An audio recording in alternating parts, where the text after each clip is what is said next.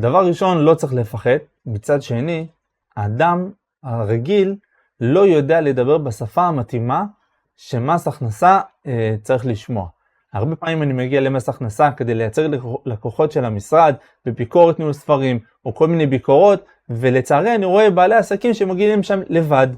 ואני ככה מהצד, בתוך כדי הדיונים שלי, אני שומע את בעלי העסקים עושים את הטעויות שלהם, מדברים מה שלא צריך לדבר, בתוך הפחד והלחץ שלהם, אז הם שופכים את הכל, וגם מה שלא צריך לדבר, הם מדברים.